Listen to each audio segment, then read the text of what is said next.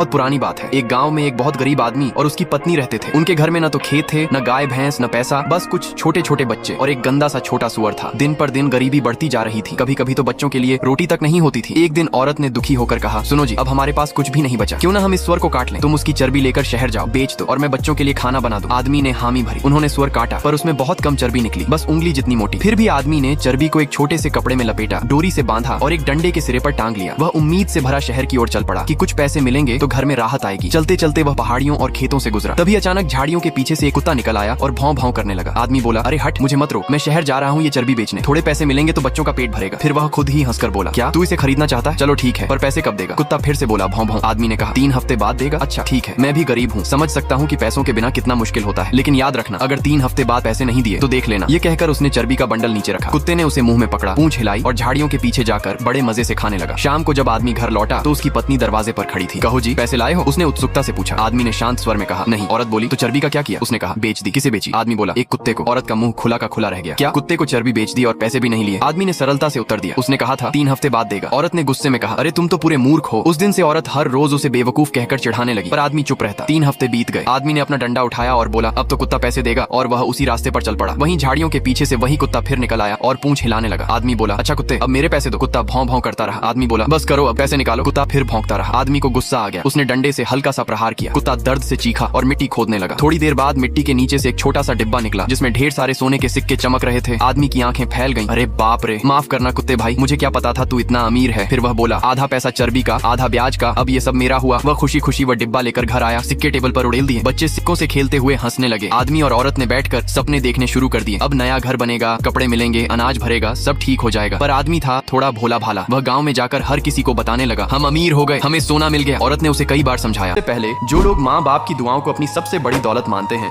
वो इस वीडियो को लाइक करें, चैनल को सब्सक्राइब करें और कमेंट में रेड हार्ट जरूर भेजें। चुप रहो, अगर लोगों को पता चला तो सब पैसे मांगने आ जाएंगे। पर वह नहीं माना। कुछ दिन बाद औरत ने एक चाल चली। उसने कहा, सुनो, बाहर ठंड है, चूल्हे के नीचे जाकर आपके पास खड़े हो जाओ, गर्मी मिलेगी। आदमी गया और चूल्हे के नीचे खड़ा हो गया। तब औरत ऊपर अटारी में गई, एक बाल्टी पानी में कुछ सॉसेज, सुअर का बचा टुकड़ा डाल दिए और चिमनी में उड़ेल दिया। नीचे खड़े आदमी के सिर पर सॉसेज के टुकड़े और पानी गिरे। वह भागता हुआ बोला, अरे सुनो, आसमान से सॉसेज बरस रहे हैं। औरत बोली, हाँ हाँ देखा, याद रखना, जिस दिन आसमान से सॉसेज बरसे थे उसी दिन हमें सोना मिला था। 3 दिन बाद गाँव का जज 2 सिपाहियों के साथ उनके घर पहुंचा। हमें खबर मिली है कि तुम्हारे पास सोने के सिक्के हैं, दिखाओ। औरत ने कहा, हमारे पास सोना कहाँ से आएगा? पर मूर्ख पति बोला, अरे तुम्हें याद नहीं, उसी दिन जब आसमान से सॉसेज बरसे थे। जज और सिपाही एक दूसरे का मुंह देखने लगे और हंस पड़े। बोले, ये तो पागल है, आसमान से सॉसेज कैसे बरसेंगे? और वे बिना कुछ लिए वहाँ से चले गए। इस तरह औरत की समझदारी से उनका धन बच गया। उस दिन के बाद दोनों ने ठान लिया, अब कभी बेवकूफी नहीं करेंगे।